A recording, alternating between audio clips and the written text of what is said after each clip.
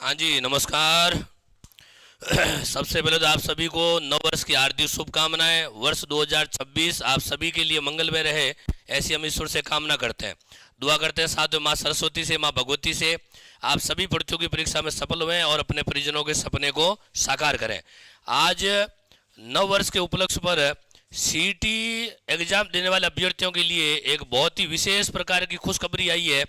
और खुशखबरी इस बात की है, नया एक अपडेट आया है और अपडेट उन विद्यार्थियों के लिए बहुत ही सार्थक सिद्ध होगा जो विद्यार्थी पूर्णतः ईमानदारी के साथ भाई लगातार रूप से इस अध्ययन में लगे हुए हैं। तो उन विद्यार्थियों के लिए बहुत ही सार्थक सिद्ध होगा। ऐसा हम क्यों कह रहे हैं? इस बार पढ़ने वाले विद्यार्थियों के साथ साथ न्याय करने जा रही है सरकार। बिल्कुल सही सुना आप लोगों ने। जो सीईटी का नया अपडेट जो आया है, ये अपडेट जो पिछले 4-5 दिन से अध्ययन बोर्ड की मीटिंग चल रही थी, उस मीटिंग में ये तय होना था कि आगामी सीईटी किस प्रकार करवाई जाए, उसमें सीईटी में भी कितने पेपर होने चाहिए, क्या प्री और मेंस दोनों होने चाहिए या सीईटी एक ही एग्जाम होना चाहिए। तो उसको लेकर जो लंबी मंत्रणा चल रही थी, उसका अंतिम परिणाम आ चुका है। और आज के प्रिंट नोट भाई प्रिंटेड जो भी मीडिया है, उनकी कैसे साथ सुर्खियां है, उनके फ्रंट पेज की कैसे साथ न्यूज है। और न्यूज और समाचार ये है कि सीईटी जो है जब 2 चरणों में प्री व मेंस एग्जाम संभव है, न्यूनतम उत्तीर्णांक 60% हो सकते हैं। प्यारे परीक्षार्थियों, अगर आप लोग हमारे प्रज्ञान से जुड़े हुए हो, अगर आप ऑनलाइन ऑफलाइन कहीं भी हमसे पढ़े हुए हो, तो याद करो वो क्षण, याद करो वो पल जब हमने आपको अनेकों बार ये कहा था, एनईपी 2020 लागू हो चुकी है, नई शिक्षा नीति 2020 लागू हो चुकी है। और नई शिक्षा नीति 2020 के तहत प्रत्येक परीक्षा के एक नहीं, दो नहीं, बल्कि 3 स्तर होंगे साहब। हर एग्जाम के 3 स्टेप होंगे साहब। एक प्री एग्जाम होगा, एक मेंस होगा और एक इंटरव्यू होने जा रहा है। अब हो सकता है कई जगह इंटरव्यू नहीं है, लेकिन मैं आपको दावे के साथ कह सकता हूँ, भले कम अंक, भले 5 नंबर का हो, लेकिन बहुत जल्द कहते हैं ये भी आपके लागू होने वाला है। तो मेरा ये मानना है, इंटरव्यू की जगह इन लोगों ने किया क्या है। अब सीईटी बोलो तो कॉमन एलिजिबल टेस्ट है, समान पात्रता परीक्षा है। अब वो भी कहते हैं 2 प्रकार की है, एक तो है पात्रता परीक्षा और एक होने जा रही मुख्य परीक्षा। तो 2 तो स्टेप ये हो गए।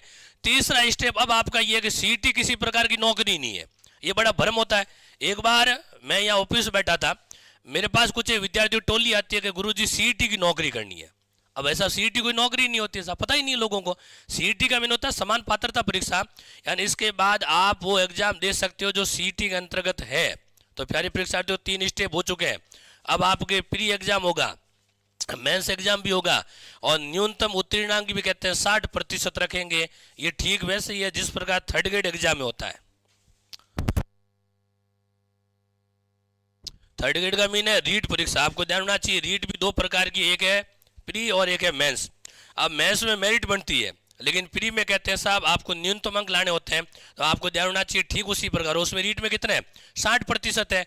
तो ठीक उसी प्रकार ध्यान रखना, इस सीईटी परीक्षा के अंदर भी अब आपको न्यूनतम 60% अंक लाने अनिवार्य है।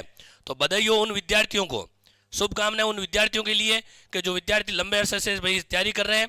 अब तैयारी करने वाले विद्यार्थियों से न्याय ये होगा कि साहब अब कहते हैं साहब भीड़ नहीं रहेगी। अब 60% लाने वाला विद्यार्थी ही मेंस एग्जाम दे पाएगा, है ना। मेंस का मेन मुख्य परीक्षा, जैसे आप पटवार बनने जा रहे हो, जूनियर अकाउंटेंट बनने जा रहे हो, या फिर आप भाई वनपाल बनने जा रहे हो, या फिर आप लोग कोई भी एग्जाम राजस्थान पुलिस का दे रहे हो, जूनियर अकाउंटेंट दे रहे हो, तो उसके लिए एलडीसी दे रहे हो, उसके लिए कहते हैं साहब कितने प्रतिशत लाना है, 60%। अब कहते हैं सीईटी, कहते हैं हंसी खेल का बात, हंसी खेल की कहानी नहीं रही है, अब आपको थोड़ा गंभीर होना पड़ेगा मित्रों। अब सीईटी में एग्जाम भी कहते हैं 2 चरणों में करवाया जाएगा। सीईटी व सीईटी मेंस के बाद पात्र माना जाएगा, यानी प्री और मेंस दोनों क्लियर करोगे तो जाकर कहते हैं मुख्य परीक्षा दे पाओगे।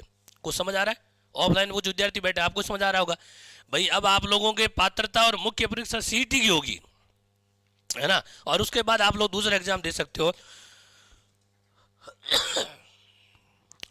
यानी उसको लेकर बहुत कैसे तो अब सेकेंडरी और स्नातक स्तर परीक्षाओं की स्थिति क्या है कि साहब 40% उत्तीर्णांक रखने वाले विद्यार्थी है, जो 11.64 लाख अभ्यर्थियों में से 8.78 लाख विद्यार्थी कहते हैं पात्रता हासिल की थी, यानी 75% पात्र हुए थे। कितने? 40 वाले। अब एक बात सुनना ढंग से, यानी 40% लाने वाले विद्यार्थी भी मात्र कितने थे? 8.5 लाख विद्यार्थी में 8.78 लाख। अब आप सोचो साहब 40 ने अब कितने प्रतिशत हो जाएगा? 60%। तो इस चीज़ को थोड़ा गंभीरता से लेना। घर में बैठ बैठ ये सोच रहे हो कि बहुत जल्दी पटवारी बन जाएंगे, बहुत जल्दी ग्राम सेवक बन जाएंगे, लेकिन उससे पहले ये सोचना कि सीईटी बन रहे हैं कि नहीं बन रहे हैं। सीईटी पास हो रही या नहीं हो रही, वो भी प्री और मेंस के साथ। ज़्यादा लोड नहीं लेना है। जब कहते हैं कोई पात्रता परीक्षा होती है ना, वो कह सकते हो साहब उसमें नाम मात्र का सिलेबस होता है, लेकिन आप लोग दावे के साथ ये भी ध्यान रखें कि अगर आप सीईटी पात्रता मुख्य सिलेबस में कोई ज़्यादा परिवर्तन नहीं होता, थोड़ा वेटेज फर्क आता है, ठीक है ना। जैसे सीईटी पात्रता में सीधा क्वेश्चन आता है कि तेजा जी की घोड़ी का नाम क्या, तो लीलन है, सीधा जाता है। लेकिन अब कहते हैं क्वेश्चन आता है साहब तेजा जी के कहते हैं जब किसान भाई हल जोतते समय खेत में कहते हैं साहब गीत गाता है, उस समय तेजा जी के गीत को क्या कहा जाता है, तो उसमें बताना पड़ेगा तेजा टेर कहा जाता है। समझ रहे हो ना, यानी इन चीज़ों को समझना होगा, थोड़ा स्तर चेंज हो जाएगा। तो आप सभी विद्यार्थी ये ध्यान रखें भी, पटवार बनने से पहले, ग्राम सेवक बनने से पहले सीईटी के भी 2 चरण हो जाएंगे, प्री और मेंस। तो इससे अनुमान लगाना 75% विद्यार्थी पात्र हो पाए थे एग्जाम देने वाले सीईटी के बाद। तो पुनः आप सभी को बधाई, शुभकामनाएं सीईटी के नए अपडेट के साथ। और ये हमारा नया बैच प्रारंभ हो रहा है, निःशुल्क सेमिनार रखने जा रहे हैं हम लोग, कहते हैं साहब 4 जनवरी को प्रातः 10:15 बजे, और नए बैच स्टार्ट होंगे 5 तारीख को।